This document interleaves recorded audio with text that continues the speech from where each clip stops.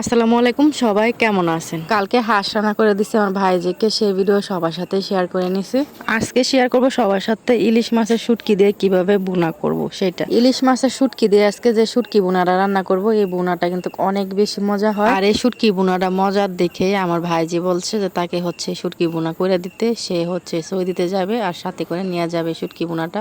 তো শুটকি ভুনার জন্য দেখেন কতগুলো রসুন বইলে নিছি, তারপরে আস্ত পেঁয়াজ সিল্লা নিছি, আর নিছি বড় সাইজের একটা ইলিশ মাছের শুটকি, আর সাথে আছে শুকনা মরিচ, আর সাথে নিছি ইন্ডিয়ান রসুন কোয়া করে সিল্লা নিছি, ওটা আস্তে আস্তে দিব শুটকি বোনার মধ্যে।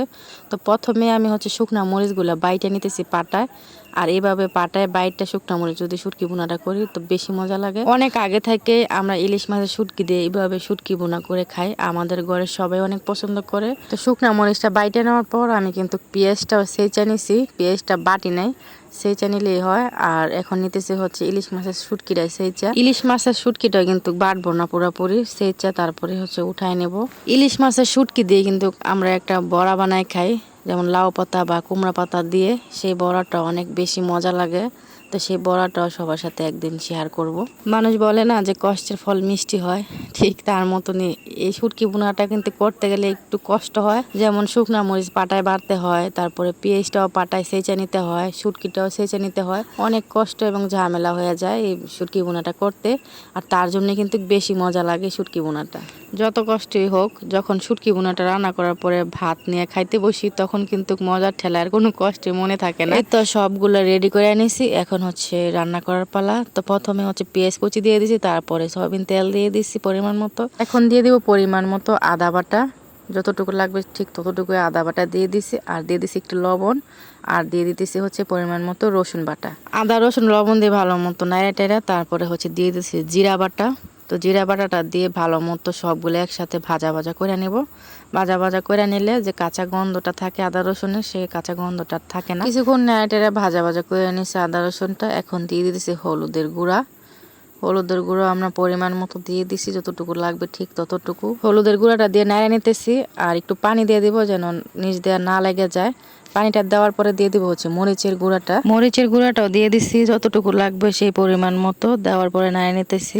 আর মরিচ বাটা যেহেতু দিব তাই একটু কমাই দিছি মরিচের গুঁড়াটা। তো মশলাগুলো একটু কষানোর পর প্রথমে দিয়ে দিলাম রসুন কুচিগুলা দিয়ে একটু নাড়া নিলাম। এই তো এখন দিয়ে দিলাম পেঁয়াজ ছাঁচা, শুটকি ছাঁচা আর মরিচ বাটা সব একসাথে ছিল, সবগুলো একসাথে ঢাইলা দিয়ে দিছি।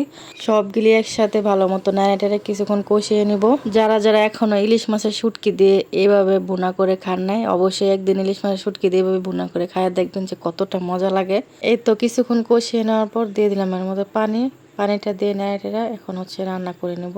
যতটুকু পানি দিছি ততটুকু পানি কিন্তু জাল দিয়ে একদম শুকায় নেব।